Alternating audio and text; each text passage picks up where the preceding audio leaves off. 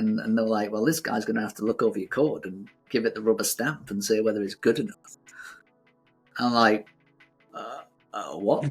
Oh my God. Oh, that's terrible. What does mindset have to do with software engineering?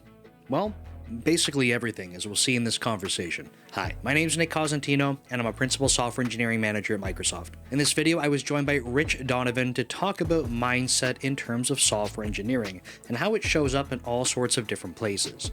Rich shares his experiences and his unique journey in his career, and along the way all the lessons that he learned that accrued towards mindset being important for software engineering. Personally, I think the framing in this video is incredibly important to think about, because without mindset as a focus, we don't have the awareness to go create positive change in a lot of the things we do, which extends well beyond just software engineering in general. I think that you'll enjoy this conversation and hearing yet another example of different career journeys from other people. So sit back, enjoy, and let me know in the comments if you like this kind of thing. Thanks, and I'll see you next time. Give us a little rundown for what you've been up to, how you got to where you are, and kind of like a bit of that journey, and kind of preface the conversation with like a little bit about you. Yeah, absolutely. So come from a small town in the northeast of England called Middlesbrough, and it's one of these towns where I think people don't feel like they have many opportunities there. Okay. I certainly didn't, and I went to one of the worst schools in the country. Like, no one makes anything of themselves that goes to that school. Many people around that area kind of enjoyed a bit of burglary and drugs, and you can basically bet your bottom dollar that many of them have done time. So it wasn't the greatest environment to kind of kick off with, but I remember thinking, I was in around my third year at school, so maybe I was about 13-ish, and a career officer came into the school and they're like, oh, do you know what do you want to do with yourself? And to be honest, I had no idea what I wanted to do, and the only real answer that I had was, I want to leave Middlesbrough. Sure. That was it. Yeah. That was it. Like, whatever it is I'm going to do, I have to leave Middlesbrough. So that was interesting at such a young age. And when I actually did come to leave school, I still didn't know what I wanted to do. I was into my fitness, running, football, all of that stuff. So I enrolled on a sports course at college and thought, let's do something with that. 6 weeks in, I did a bit of reflection. I was like, where is this actually leading? Like, okay. It's kind of fun. It's kind of interesting, but is there a job at the end of it? And bearing in mind, this was still in Middlesbrough, I decided that there wasn't. And I went back to my secondary school form teacher and just kind of had a chat with him, because it's not really in my nature to kind of give up on something. And sure. So I was like, I'm basically going to be a college dropout. Like, I don't want to do that. What am I going to do? So I speak to my form teacher, and he's just like, look, you're a smart kid. Like, whatever you want to do, I'm sure you can do it, and you'll make the right choices. So I was like, fine, okay. So we binned that off, and I took a job as a trainee apprentice type thing, building computers, Okay. So building PCs and that kind of thing, and that was interesting.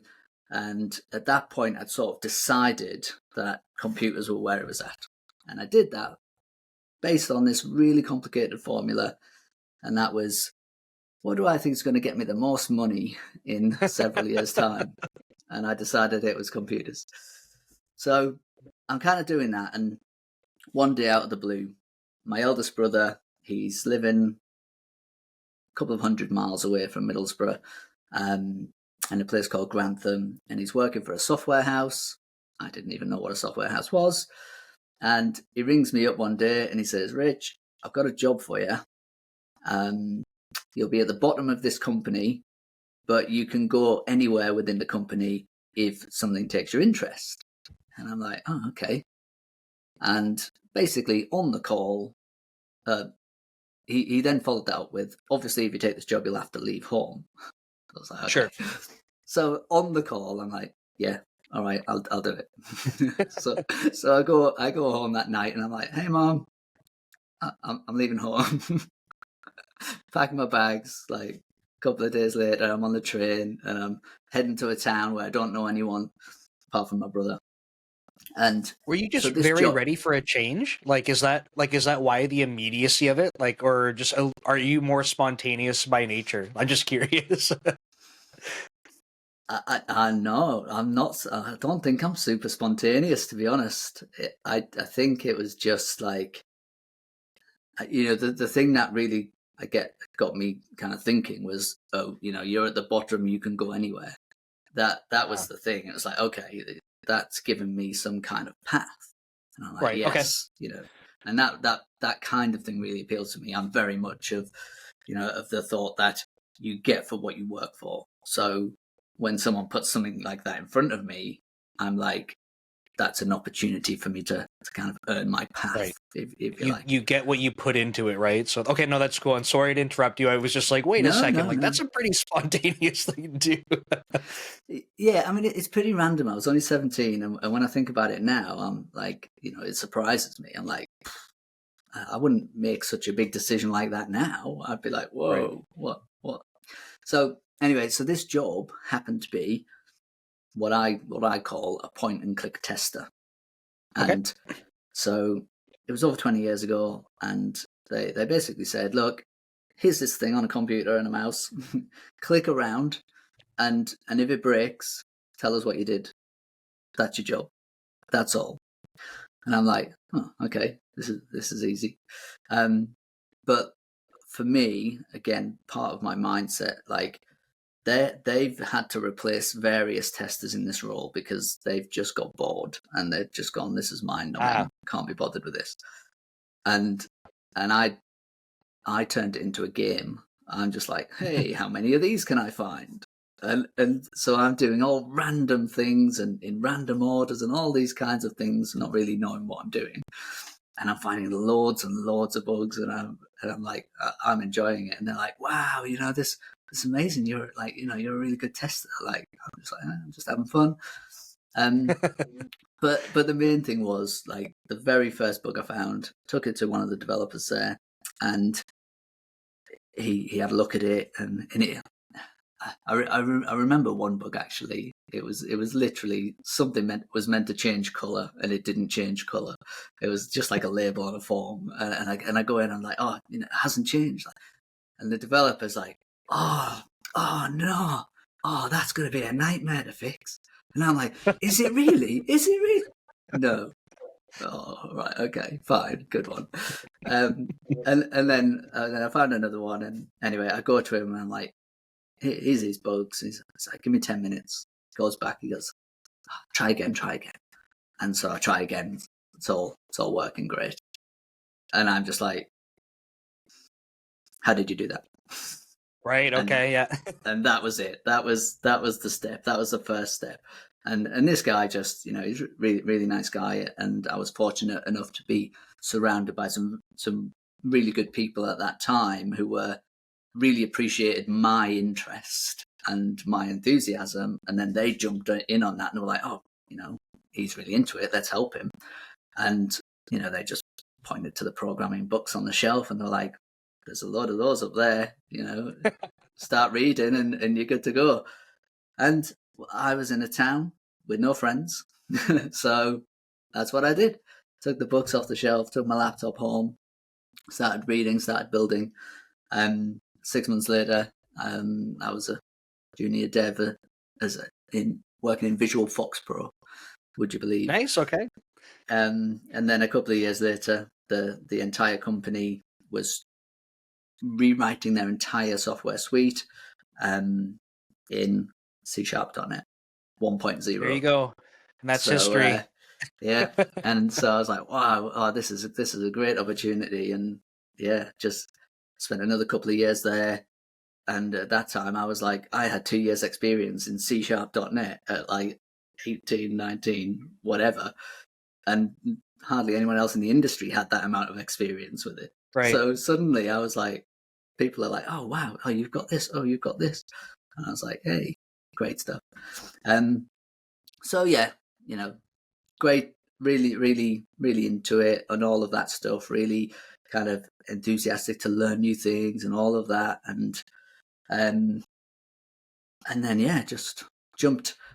I jumped a few companies like relatively quickly, like a year to 2 years, to kind of hike my salary because that's what I was thinking about then. Yep. And yeah, found my way over to Norwich where I am now, and yeah, I've just kind of worked through a number of roles: senior dev, tech lead, engineering manager, software architect was my last role at Aviva, fairly big insurance company in the UK. And yeah, from there, I had what we might call a midlife crisis or something close to. I was curious to get to this point, right? Because we were chatting before, and I wanted to kind of mention the career journey part for me is very interesting, and I think it's good for the audience to hear about that too, because there's so many people that they're going to be at different points in their career journey, right? And some of them are at the point where they're like, they haven't even started. They're very young and they're like, I don't know what I want to do. Is this for me?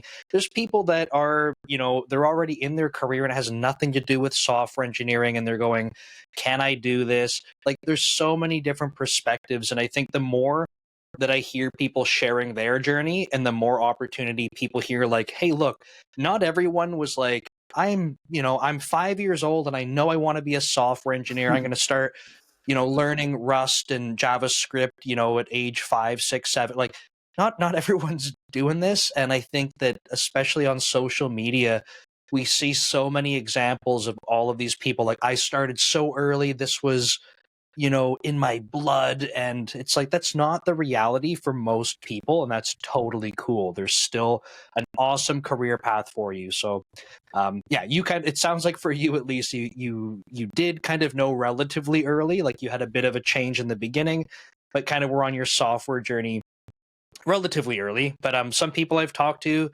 it's at age 30 later, like, and it's totally cool. It's fine. So, midlife crisis now. Let's hear all about it.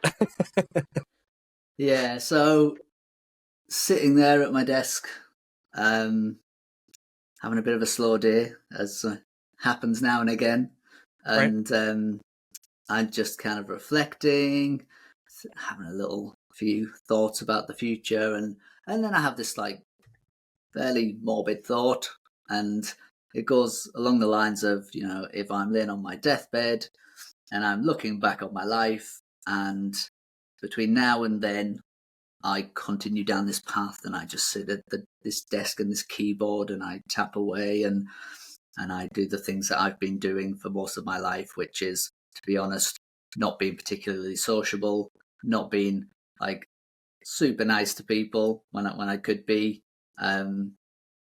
being quite pessimistic about various things, all of that stuff. And I'm thinking, do you know what, if I continue doing that and I get to the end and I look back, and let's just say that the time that we do have here is all the time that we ever have, I'm just thinking, am I going to be happy looking back? And very quickly that answer was, well, no, I'm not. So, and then that was followed up quicker still by, okay, so what the hell are you going to do? So what? and it's interesting because like the as soon as I started to think about it, obviously it involved a transition of some kind. If I'm not doing this, I need to do that. And the very next thought is, well, how do I match my salary doing something else? And it's like, that's pretty much impossible, like straight away, right? I've been doing this job for 20 odd years, and And especially that was And one of your goals you said in the beginning, right? Like you said, I want to do this because it's something that will pay well. And I don't think there's yeah, anything wrong with that. I think, people's livelihoods, can be dramatically affected by their income level. So people picking jobs, being like, I want to do something that makes me good money. Some people might say like, oh, that's like, the wrong way to look at it. It's like at some point, like, income for people, I would say beyond a certain point starts to be like, okay, like you're not really getting much more out of it. But there are levels are pretty high that you can still be like, more money will actually help me in my life. And this is going to be different across the world, of course. But I just wanted to mention, like, yeah, it kind of makes sense if you were like, I'm chasing money in my career, and now you're going, if I need to switch, like, am I just resetting on that? That's a pretty big kind of oh crap moment. yeah, and I think the interesting thing about the money as well is like, um, at various points in my career, and this kind of feeds into some of the mindset stuff as well. But um, at, in some of my earlier years, I was working with some contractors, and they're on day rates that you think, wow, how is that happening? And you have these thoughts like, wow, like no one would ever pay me that amount of money to do that job. Like if they're getting paid that much money, they must be like fantastic. Right. Um, and it didn't take too long to realize that these people were very average. Is probably putting it kindly. Yeah, no, I mean the honesty of it is that just because someone's a contractor, there are fantastic contractors, Of there course, are yeah. average contractors, and there are poor contractors, just like permanent staff doing their normal jobs. And that that takes a little bit of time to realize. But just that day rate, as I said, thinking about the money, I was like, one day I'm going to do that. And when I thought about it, it was like, it's not going to be now, it's not going to be next year, it's not going to be 2 years. Like I can't even really see when it would be, like, but Right. it's there. And it's one of those things that we might touch on in a bit, but I kind of consider that like directional focus. So it wasn't necessarily a goal, like I didn't write it down. It Sure. kind of was a goal, but it's just something that meant more than most things when I thought about it. Let's put it Okay. that Yeah. way. And then that triggers something, and then every now and again something comes up, and it's like, ooh, how does this fit that situation? Could this push you Right. towards that, and that kind of thing. So that kind of played in somewhere along the line, and I did do that for several years, and that that played a big role in why I was able to do what I'm now, well, that what I'm about to tell you, or at least like the decision I could make, which obviously not Right. everyone can. So yeah, I'm sitting there. I've earned a decent amount of money. I've got maybe several years' salary in the bank, if you like, and so I start to think about all, what on earth am I going to do? How, if I'm not going to do this, what is it going to be? And for me, that it's such a strange thing to talk about it when I think about like who I was then and how Right. I was then, because the decisions I was making didn't match the person I was. So I was like fully like somewhere else, or was kind of like making a decision knowing that I needed to be someone else Ah, practically. that's So a very interesting way to frame it. Yeah. Okay. That's yeah, cool.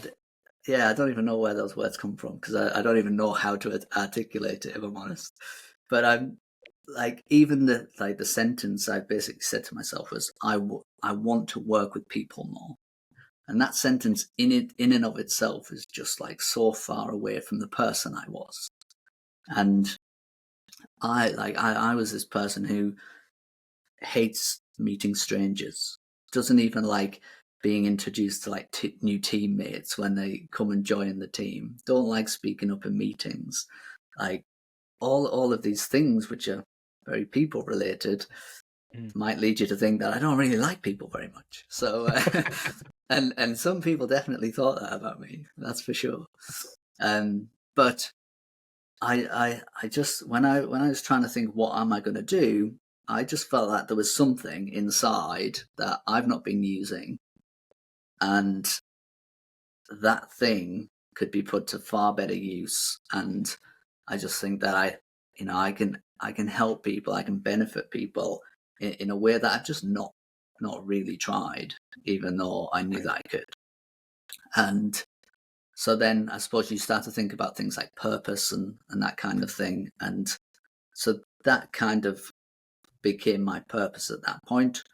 And I had to start to think about, one, what that looks like.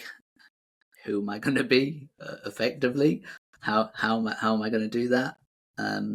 But also that there's like the business side, and then there's the upskilling of myself, and not just from like I'm going to be a mindset coach and I'm going to learn about mindset, and I'm going to be a personal trainer and I'm going to learn about the communication side, the things of just feeling comfortable in a conversation. Right.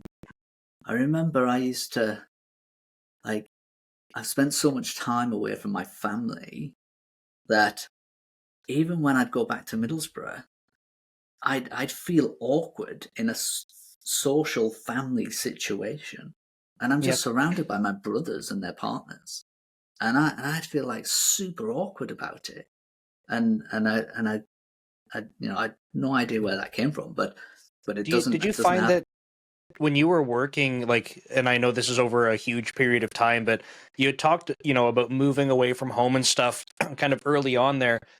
Did you find, and I don't know, this might be kind of personal, so you don't have to like touch on it too much, but like, did you find that you were you mostly like isolated, or did you like find it very easy to make friends and stuff when you moved away? And I know this is over a course of years, but I'll kind of touch on some of my experience too that might be similar, and I'm just curious to hear from you. Yeah, I think so. In general, quite isolated. I'm not an outgoing person, and I think the thing that saved me, if you like, was my fitness and my interest in physical activity. So going to the gym, yeah, I'll chat to someone at the gym. Not much, but like, I'll say hi, and if you go enough times, you'll see someone regular, and yeah, fine.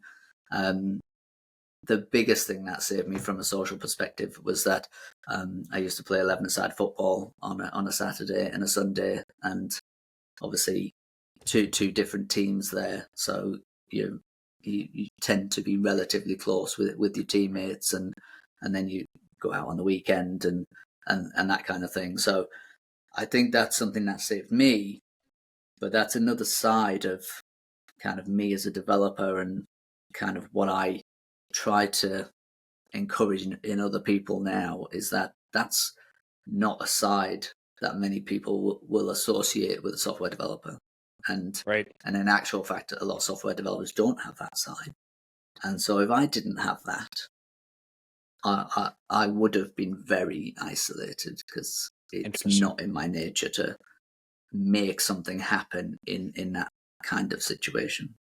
Then that makes sense. I wanted to ask this because for me, for about 8 years out, like just after university, I basically developed like an extreme amount of social anxiety. And I used to be like in university, like we'd party and stuff, and I was fine with that. I was always like nervous to approach new people just because not a lot of confidence and self-esteem. But like if I was at a party with my friends, like I would be totally fine. If we hosted parties, I would be totally fine. But over the course of that 8-year period, it was like the only confidence I had was at work. And if you put me in any social setting, including like you were kind of saying, it was less about visiting my family, but more even about my friends from back home, right? Like my high school friends, and we're all growing up and kind of going in slightly different directions. But if it was like, hey, we're going to so-and-so's house, I'd be like, oh, there's going to be people I don't know there. And then I would start to have anxiety about like, how do I interact with these people? They're going to say like, what are you into? And the only thing I can say is work. So unless you're talking about digital forensics and C# with me, we're not going to be able to have a conversation. And it was pretty terrible. Like, so you kind of said the thing that saved you. For me, yeah, like the gym was a huge part, and I ended up getting a dog for myself. Her name's Lila. And I always attribute like Lila being the thing that saved me, because it gave me something else to be responsible for outside of work. So anyway, I just wanted to share that, because I'm sure there's other people too that they might feel like, for whatever reason, a little bit of isolation. Software engineers, stereotypically, we're not like the most super outgoing people. But yeah, it can look different for everyone. So anyway, not to derail your story again, I apologize. No, not at all. I think the story just interweaves into God knows what. Can't even remember where we got to. But it's a super important point, and as I said before, like, it's something that I encourage so much. Like, even for people to learn new skills outside Right. of tech, and it doesn't necessarily need to be super useful, but it will be interesting to someone. And so I when I recognized this, I started to do various things, and I mean, I did a lot of running, but then I wouldn't just run. I'd also read about running, and then I'd read about running training, and I read a book called Chi Running, which was just random for me to read. Like, who reads Chi Running? But it's super interesting. And then suddenly you find that these things are just coming up in conversations with like random people. And I spent time studying like body language. And again, it's super interesting. And then once you start talking to someone about it, they're like, oh wow, wow. And you can just talk and talk and talk and talk. And previously you had nothing to talk about. Just what you described. I've had that with partners in the past, where I've gone home from work and I've had a particularly stressful day, and I've tried to talk about it for about 30 seconds until I see my partner's eyes glaze over. Yeah. And then I'm one of those people that just stops talking. Like, Yep. I don't have any time to like just talk and sort of keep up appearances for the sake of doing it when potentially the other person's not listening. Like, it's not that they weren't listening or interested per se. It was just like, oh, I don't really know what you're talking about, and I can't understand it, and that's fine. But Right. obviously, the result of that was like, well, I'm not going to try and tell you that now, and I don't have much else to talk about because that's all that's occupying my mind, right. And then that's all just then internal, and there's no outlet, right? So yeah, it's I do think it's such an important and overlooked aspect of anyone becoming a software engineer. Is it, of course, we need to code to improve our coding, but if all you do is just sit in front of a computer and code 24/7, like, it's only going to take you so far. Like, and before you know it, and I'm not even just talking about socially outside of work, before you know it, you're just going to hit a ceiling, even in the job, because you need that social side. You need to be able to speak to people. You need to be able to communicate. And I learned that far too late for me in my career. And when I started to see the difference it made, I kind of looked back and I was like, wow, imagine if I knew if I knew this then. Who knows? But this is kind of like it's maybe a good segue into the fact that you were saying, like, when you're kind of looking for this change and how you wanted to start approaching things differently, you were talking about purpose, right?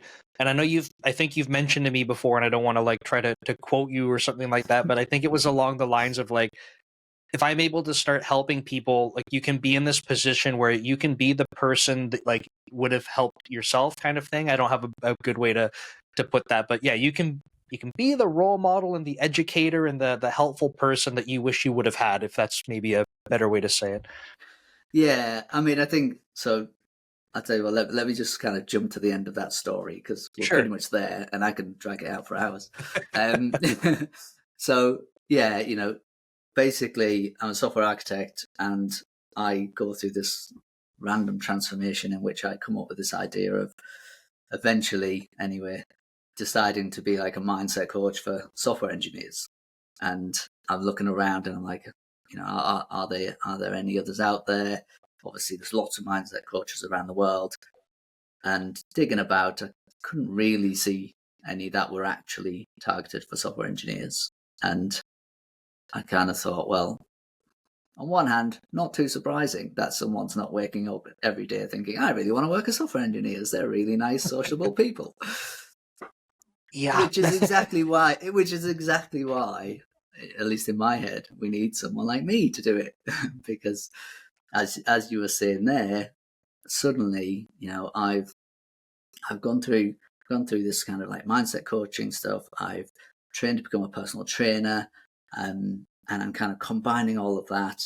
I'm seeing this well-being picture and the impact it has on mental health. And then I've looked back over my career, and I think of the many times that I've suffered, often internally.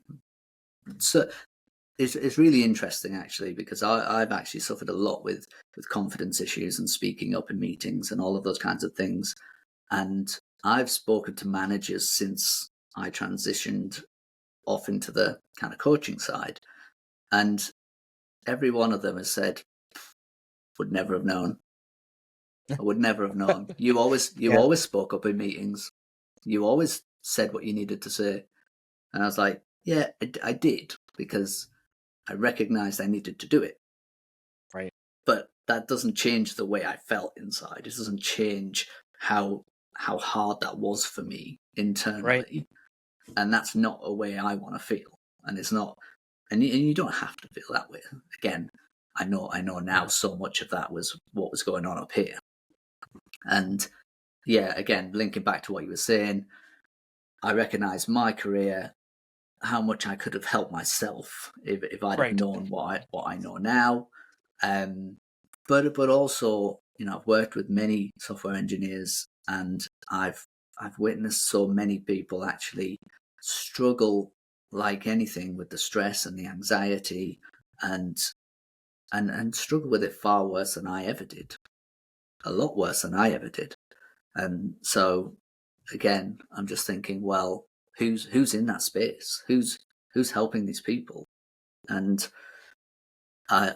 again, it takes me back to that point where I think, okay, so I'm this software developer, and this company tells me Mr. Mindset guy's coming in to help us all think great and boost our performance and feel fantastic, and I'm going to be sitting there thinking, who the hell's this guy?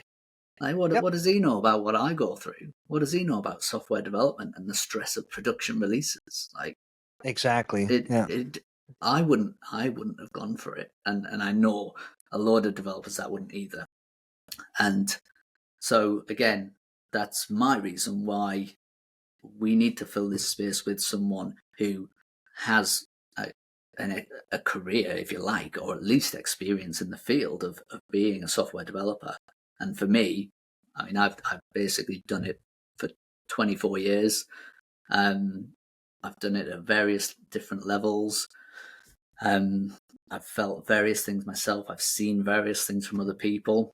And I just think that when I then broach that subject with software engineers, we don't really have that kind of, who's this guy? Because it's like, oh, this guy's done what I'm doing. And so he knows what this feels like. And I hear, like, I sometimes hear like companies say, oh, so you're offering to support our engineers, you're offering to do sessions with them, blah blah blah, and they're like, oh, we already have that. And I'm like, do you? Who's doing that for you? Oh, well, HR do that. You don't have that. Right. Unless your HR people have got a career in software development and they're ex-software developers and they can really connect with your team, like, you don't have it. You're not doing it. There's a big relatability aspect there where people, it's a lot easier to kind of have trust in someone when you can start to say like, oh, this person genuinely understands, and it's easier, I guess, easier proof to be able to say like, not just, oh, I know about this, like I've read about it or I've kind of seen it, but it's like I've lived it. Like I have lived it for years. So like you become relatable. People start to go, oh, like this person does know what they're talking about, not just they seem to be able to talk about it in general. Like there's some experience here. So Mm. I can totally understand that. And even like as an engineering manager, especially with new teams and stuff, I like to remind people like I spent the first 8 years of my management career being an IC at the exact same time. I was coding every day and managing teams. So I like to be able to say like, we're having difficulty prioritizing stuff and people want to do technical versus these other. I'm like, look, I get both sides of it. Like it's, I'm not here to like, be the manager trying to tell you everything to do. Like I want to relate with you and, get on the same page. And I've found personally like that helps a lot when people go, oh, like you can think like a developer still. You're not just like someone who's never done this before. Yeah, and I think you're kind of touching on like sort of leadership there as well, and I think a lot of what I've learned with my coaching over the years and reflecting on all the coaching sessions of my own career and how I've behaved in certain roles throughout my career, it really changes my kind of thoughts and approach to leadership as well. Because I've certainly done a lot of things that you don't want to do. Yep. Yeah, we all have. It's but learned definitely learned from them for sure. right. And I think that's another kind of credibility thing to a certain degree. In that even when I'm on LinkedIn, sometimes I'll say that I've done some stuff that people don't really say that they've done that. Like they're like, what? But I kind of feel like someone has to say it, Yeah. and I'll say it with, yeah, okay, I did do that. What a stupid thing to do. I didn't realize that at the time. I realize it now. I wouldn't do that again. But Yeah, it's if learning and you're growth, reading right? this, yeah, exactly. And it's like if you're reading this, maybe that's you now. Maybe you're doing that now, and maybe this post gets you to just think for a second. Yep, that kind of stuff is super helpful, I think. Like it's, you share your experiences, and I think a lot of people, there's a bit of a facade with like, I don't know, like people want to present only their best self, but like you lose authenticity that way. And I think people, when they see others being authentic and being like, hey, I messed up, or hey, this wasn't the best way to do it, here's what I've learned, like not only do you start to trust them more, like they're not just kind of spewing bullcrap all the time. It's like, hey, like this is a real person with real lived experiences. It starts to feel better. And kind of, I don't want to, this might be a bit of an abrupt jump, but when you talk about mindset, I had a conversation with Anna Miller. This is going back almost a couple of months now. And we were talking about branding. And one of the things that came up with branding was I was like, look, we're talking about software engineers here. Probably the first thing coming to their mind is like, what the heck does branding have to do with me as a software engineer?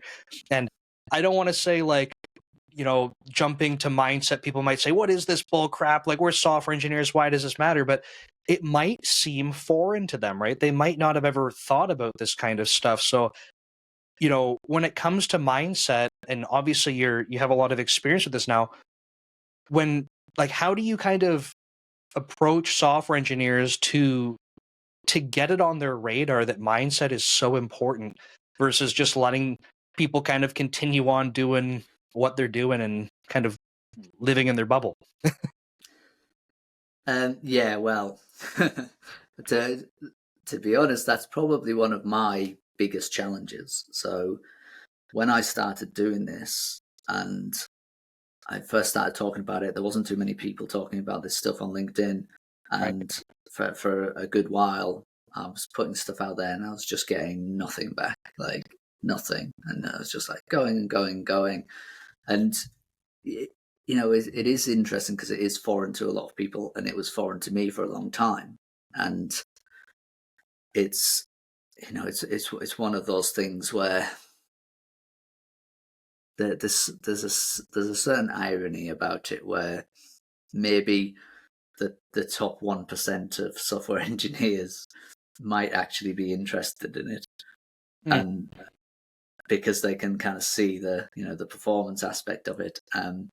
But the irony in that is that they're already probably the top 1% performing people, and Sure. actually it can benefit everyone else so much more than it can benefit them. So that's something that you grapple with. But the word mindset, people don't necessarily know what that even means. And my challenge is twofold. So it's like, engineers, hey, here's mindset. These are the kind of things that it can help you with, and how you can kind of benefit from looking into this stuff. And then the flip side of that is businesses as well, and how it can help their teams. Right. And that's also a conversation that many of them haven't even had or have never even heard of. So when that kind of thing comes up, it's like, what is this? What is this? But how do you go about it? Well, my approach has been LinkedIn, and effectively to build that following as big as I can build it, and to shout about all these things as loud as I can and as often as I can. And, Sure, and yeah. obviously I've got my newsletter, the Modern Software Developer, which I always find like the name slightly funny, because I can imagine developers being like, oh, modern, oh, what, he knows these design patterns and these languages, and it's like, it's got nothing to do with any of that. Like, the modern software developer knows about his thoughts and his emotions and how to communicate and all of that side of things. But I don't really give that away too much in the title. So, but yeah, so there's all of that stuff, and again, it's probably it's a challenge for businesses as well. But it's all about awareness and about planting that seed. Right. And it's, for some people, you'll talk about mindset. I'll go through a session and I'll talk about some of the foundational bits, and they'll be like, oh wow, oh yeah, completely get it. And I'll run away with it, and they'll, oh yeah, I can see this, I can see that. And then other people will just be like, yeah. And maybe it doesn't really sink in, but the seed's kind of been planted, and then it starts to seep into their everyday life a little bit, and they find themselves thinking about it a bit more, and that process can be weeks, it can be months, it can be years, but it sets something going and sparks an interest. And it might not be in mindset per se, it might be in self-improvement, and Sure. it might just touch a few other areas of kind of improvement and bettering yourself, and those kinds of things. Sooner or later, that all comes back to mindset. Right. But yeah, go on. Oh, I was going to say, like, so when it comes to, like, practically speaking, because you've had to have many conversations with engineers at this point, and I'm assuming there's different themes or like repeat examples of things that come up. So when we're talking about mindset, are there, like, from your perspective, are there a couple of, like, I don't know if you'd call them like top themes or top scenarios where you're like, oh yeah, we've seen this pattern come up again, and like, here's how you'd kind of go coach someone through it. Maybe something that feels like, I don't know, for people watching, like, this could be a relatable experience to you. We can kind of walk through it and be like, here's how, when mindset is not top of mind for you, for lack of better phrasing, like, you're kind of living through this experience being like, man, I guess this is how it is. It kind of sucks, but I'm going about my day, versus when you start to have more awareness of these types of things, you can start to drive a positive change. I don't know if you have a couple of examples like that we could maybe walk through. Yeah, I mean, as far as like common scenarios are concerned, it's quite interesting that when I do coaching, I always expect it to be very software engineer specific, and quite often it's not, which Okay. I find really interesting, because I'm really expecting it to be, and sometimes I'm expecting someone to just like misunderstand what I'm talking about, and they're going to start asking me technical questions, but it actually never happens. But How do I optimize this loop in C#? And you're like, that's not the mindset we're talking about here. Yeah, pretty much. But I mean, we kind of mentioned this a little bit earlier about, you know, where does mindset fit in within software development, and it's literally everywhere. But the very common things that come up time and time again, I mean, comparison is a massive one, and everybody does it, and then, I mean, there's some very big common ones as well. There's burnout and the associated kind of thoughts and beliefs surrounding that, imposter syndrome, which I know you're very keen on as well. But if we take it maybe a step deeper into something a little more tangible, the code review is obviously a very popular one, something that nearly everyone will go through. Interestingly, when I first started development, we never did code reviews. Like, for several years, like, there weren't any code reviews. Like, we just did our work and we did it and we built it. Hey, and it works. Shipped it and, submit. Yeah, yeah. And if we wanted feedback, we'd have to go and ask for it and that kind of thing. So the first time I went into a company and they were like, well, this guy's going to have to look over your code and give it the rubber stamp and say whether it's good enough. I'm like, what? Oh my God. Oh, that's terrible. That's an awful situation to be in.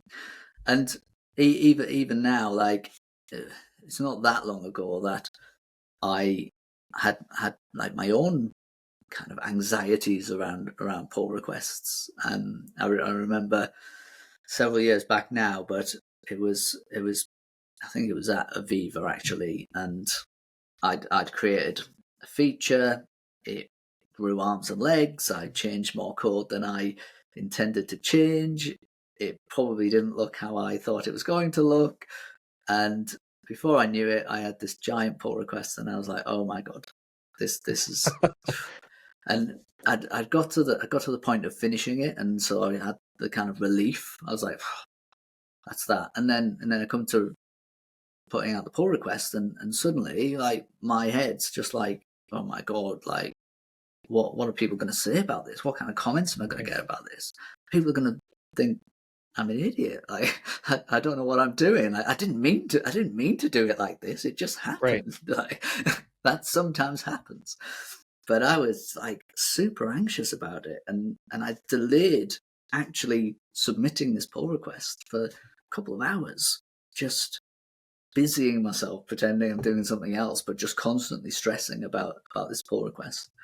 And that was stress about that you were anticipating the feedback, right? Like, I know I'm gonna have to add Joe, Steve, Sally onto this, and they're gonna have some choice words, and like you're living this experience that hasn't actually happened. Like, you've invented it and you're living it now. So okay, right, and so I'm anticipating all this stuff that, as you say, hasn't happened, might never happen, but I'm certainly feeling the effects of it, and eventually, you know, I can't delay it anymore. I press submit, and I get up from my desk, I walk away, and I run off to the toilet, and I just sit there for 10-15 minutes. Yep. Just because I can't just look at the screen. Yeah, I can't look at the screen and wait for these comments to come through, and it was so stressful. We should pause. How many years into your career has this been when this situation happens? Like, years, right? 15. It's not like about 15. Okay, so for folks watching, like, if you're having anxiety in your very first, pull requests and stuff, you're hearing from Rich, this is like 15-ish years into his career where he's having an experience like this and going, "Oh crap, like, I'm having anxiety about this." It's a thing that happens, right? So I'm sorry again, not to cut you off. I needed to call this out because it's like, I think more junior engineers think it's a very unique thing for them, but this kind of thing can continue to happen in your career. And this is why mindset can be so, so impactful when you're starting to reframe things. So I apologize again for the interruption, but No. 15 years in, right? Like that's Yeah. something. Yeah. And so, I mean, if we kind of analyze that a bit more and we get a bit deeper into, what's kind of going on there, it's, I have like a model that I share in my coaching and even in my mental health chats, to be honest, because it's just super useful, and it's basically something that I say that we all have what I call a well-being processor, and that well-being processor basically gets fed thoughts, and it kind of works with those thoughts, and part of what it does there is it produces like a cocktail of emotions based on that thought. So what we're saying is, if we have a thought, that is going to drive a way of feeling. So I'm sitting there about to submit this pull request, and I'm imagining X person who's sometimes a bit mean and doesn't put nice comments on pull requests. I'm imagining, oh, that guy's going to comment on my pull request and he's going to say, Rich, you're an idiot. What have you done this for? And at that point, I then start to feel like, oh God, like I'm going to look stupid. Like, I'm not the only person who sees that comment. Other people are going to see that comment as well. Right. And he's saying I'm stupid, and they're going to think I look stupid. Like, and so I'm starting to feel like that. And so in this well-being process, we get our thoughts, they drive our feelings. How we then feel is going to drive our behavior and the actions we do or don't do. So in my situation, I'm procrastinating, I'm trying anything I can do to busy myself to not submit this pull request. And ultimately in the end, I'm kind of pressing the button and running away, all based initially on my initial thoughts. And if we carry that around, the things we do, the things we don't do, they produce a result. And we think about that result, and that goes into the processor, and that drives how we feel, and that drives what we do, and we go round and round and round and round and round. And so that's kind of how we're feeling the way we're feeling, and explain some of our behavior based on how we're thinking about a given situation. And I think the thing that a lot of people will struggle with is that the thoughts that enter the well-being processor, I'm not sure how I did that. That's awesome. You made a heart. The thoughts that enter the well-being processor, they come from two sources. One is your conscious mind. Therefore, you choose to think it. You actively say, this is how I want to think about this. And you choose that thought. And the problem is that a minute amount of the thoughts that are going through our processor are actually conscious thoughts that we choose. And the vast majority, are actually coming from our subconscious mind. And we kind of have less control over that. It very, very quickly, we control our subconscious mind indirectly. So we've basically trained it on a whole load of data from our conscious mind from our entire lives. And that is then kind of making sense of all of that data, and it's constantly throwing suggestions at you. Or it's almost like we're polling our subconscious, saying, how should I think about this? How should I think about this? How should I think about this? And it keeps trying to answer that question based on all of this data that we supplied it before. But for many of us, that data probably isn't optimal. Mm-hmm. It's trained over so many years, right? Yeah, and it probably doesn't represent the context that we find ourselves in, or it might not represent the person that we now are or want to be. And so I suppose there's kind of like a bit of a lag or a delay in the thoughts that we're just kind of getting thrown into our well-being processor. And if we're not aware of them, if we don't see them coming, then we just feel them. and we do Right. things based on them, and that drives our results. So our subconscious mind is effectively our autopilot in these kinds of situations. And so for mindset kind of coaching and just kind of practicing on that kind of thing, it's about recognizing and being aware of the thoughts that are kind of popping up in these situations. And to a certain extent, we recognize that we may not have chosen them directly. Right. And what's super important is we need to recognize that we don't have to accept them either. And we don't have to believe them, which so many people do. And if we think about the two sources, and these can keep coming in from our subconscious mind, what we can do at any point is we can override with our conscious mind. So we might put far fewer in deliberately, but we can recognize something that goes in, and we can be like, whoa, whoa, whoa, that's not how I'm going to think about this. That's not how I want to think about this. I'm going to think about it like this. And that's, that's the thought I'm putting in. And that thought is going to generate a very different cocktail of emotions that actually makes me feel a certain way. And it's going to drive behavior that's going to be far more helpful to me. And that's the key behind what thoughts should I be putting in? Well, you put in the thoughts that are going to be helpful. And I say helpful and not positive or negative, because that's very subjective.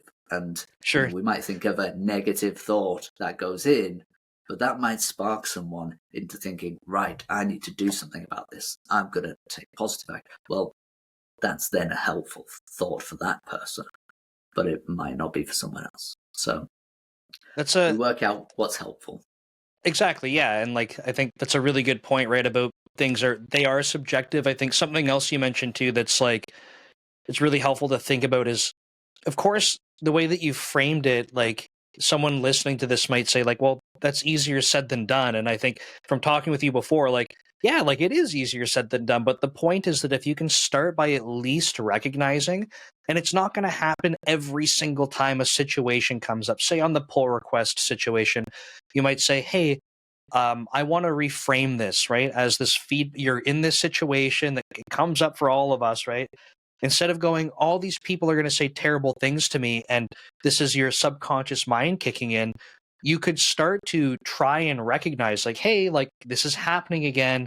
And in the very beginning, that's all that you might get out of it. And that's okay to start, right? It's not like, I know you snap your fingers and it's like, yeah, I know you're not implying that it is that simple, but we start to work on this, we build awareness, and then over time we can start to more proactively, like as you said, override the thought and kind of retrain. So I think that's super helpful framing. And maybe to summarize, because I know we kind of talked through the pull request example. I think that's such a good one, because I think anyone can relate to this, whether they're very junior doing their first one, or if they're, like you said, 15 years into their career and going, crap, like here we go again. Like everyone goes through this, but like I said, to summarize, there's a couple, or at least a few other things where this comes up a lot, right? And you mentioned burnout, you mentioned imposter syndrome. Like there are these other things that are constantly going on for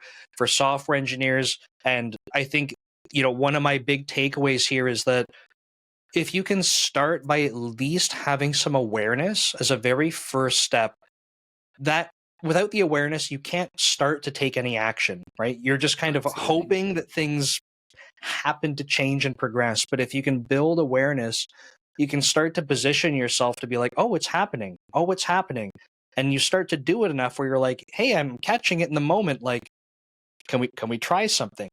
And, as you're kind of saying, just build that retraining over time. So I think that's super cool. I think to some people it might seem like a little bit it's a little bit woo woo, like that's kind of out there. But if you start trying to put it into practice, literally after watching this, start trying to think of these situations where you would like to have a different result. And if you can start to identify them, no one's promising that it's like instant change and everything's better, but like you can start to drive change over time. So thank you, Rich. I think that's super helpful for people to think through. And I'll follow up with you offline as well. But you kind of mentioned you have a newsletter. Where can people find you? I know LinkedIn's a huge spot. Where are the spots to find Rich? LinkedIn is pretty much where I live, and as I say, I've got a newsletter, the Modern Software Developer, but I'll post about it on LinkedIn as well anyway. So you can basically find everything on LinkedIn. Cool. Okay. Well, I'll make sure, like I said, I'll have that in the comments. I'll have it in the description so people will have that. Rich, I wanted to say thank you so much for the conversation. Any final words for the audience as a parting thought for them? Just really, it's about kind of open-mindedness. This is all about open-mindedness, and a lot of what we do, even in software development, around building software, what we can achieve, what we can do, and the relationships that we have. Like, if we're open-minded, we can go places that we maybe haven't been before. And if we're closed-minded, we're stuck doing the same things over and over again. So it's about trying, even as you said, try it. See what happens. And that's, to be honest, that's how I started, because I was exactly what you said. What? This is a load of rubbish. I was talking specifically about affirmations, and I remember saying to myself, what a load of rubbish. And right. And then I kind of caught myself, and I was like, I mean, you're saying it's a load of rubbish, but you've never tried it, have you? And I'm like, how? That's a good point. How can I sit here and say this? And so I did. I had something coming up. I think it was my first webinar that I'd ever done. I was super nervous. I had several weeks before it, and so constructed 3 or 4 affirmations around that, around the delivery, around my own competence, and I repeated them every morning, every evening, and I honestly felt that it made a massive difference to me. And I was like, oh, okay, I was wrong. But also, just before I go, I want to know whether I can create that heart again. I think you have to do one of these. Yes. I think it was. Oh, there it is. So I didn't even mean to do it the first time, but got it down. It was so natural too. Just yeah. Well, Rich, I really appreciate the time. I definitely want to find more time to chat with you. And I know, like, I've said this on the other call we had, like, imposter syndrome is a huge thing for me to talk through. Burnout as well. I would love to kind of pick your brain on those topics in the future. But again, thank you so much for making the time and sharing your thoughts with the audience. Pleasure. Awesome. We'll chat later.